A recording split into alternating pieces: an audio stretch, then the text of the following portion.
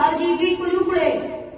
زموږ د پیغمبر علیه الصلاة والسلام مشهور لقب څه و؟ زموږ د پیغمبر علیه السلام مشهور لقب صادق او امین و. په زنانو کې تر ټولو لومړی ایمان چا راوړی و؟ په زنانو کې د ټولو لومړی ایمان حضرت خدیجة الکبرا رضی الله تعالی عنها راوړی و. مخارج څه ته وایي؟ مخارج جمع د مخرج ده. مخرج ویل کېږي د حرف د راوتو ځای ته. قرآن مجید څه څیز دی؟ قرآن مجید د الله کلام دی چې د خلکو د هدایت لپاره په پیغمبر علیه الصلاة والسلام باندې په 10 کاله کې نازل شوی دی. دلته د کوم ټکي نه ادا کېږي؟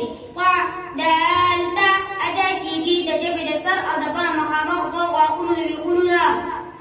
قرآن مجید کې بنیادي طور د کوم حکم ذکر شوی دی؟ قرآن مجید کې بنیادي طور توحید، رسالت، آخرت، اخلاق، عبادت او د نظر تیرولو اصول بیان کړل شوي دي. په قرآن مجید او حدیث کې څه فرق دی؟ قرآن مجید د الله کلام دی، یعنې خبرې دي، او حدیث د پیغمبر علیه الصلاة والسلام د اقوال او افعالو او د تعلیماتو نوم دی.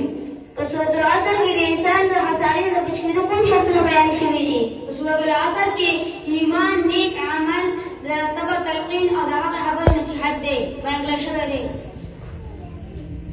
اوس تاسو یو څو درسونه کولی شم؟ او جی بالکل کولی شي. تاسو کوم ځای کې سبق وایئ؟ موږ مسجد عمر بن خطاب نهر کناره. تاسو مدرسې څه ښودلی کېږي؟ ستاسو په مدرسه کې څه ښودلی کېږي؟ موږ په مدرسه کې قرآن، تجوید، دیني تعلیم او د نبي علیه الصلاة والسلام سیرت، اخلاق و آداب او د لمونځ مسایل ښودلی کېږي. د نبي کریم صلی الله علیه وآله وسلم په باره کې راته یو حدیث ووایه. عن أبي هريرة رضي الله تعالى عنه قال قال رسول الله صلى الله عليه وسلم من حسن إسلام المرء تركه ما لا يعنيه. ترجمه: د سړي د کاملوالي او ښهوالي نښانه دا ده چې دا د فضول او بېفایدو خبرو نه ځان وساتي. د اسلام بنیادي ارکان څه دي؟ د اسلام بنیادي ارکان 5 دي. د لا اله الا الله محمد رسول الله اقرار کول، لمونځ قایمول، زکات ورکول، حج ادا کول، د رمضان روژې نیول. د علماو په باره کې راته څه ووایئ؟ علما هغه خلک دي چې موږ د الله او د الله د رسول په پیغاماتو پوهه کوي.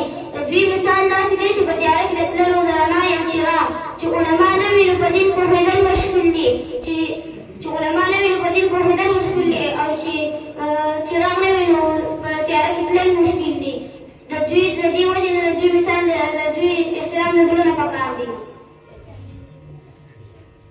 جزاكم الله خير. آمين. السلام عليكم.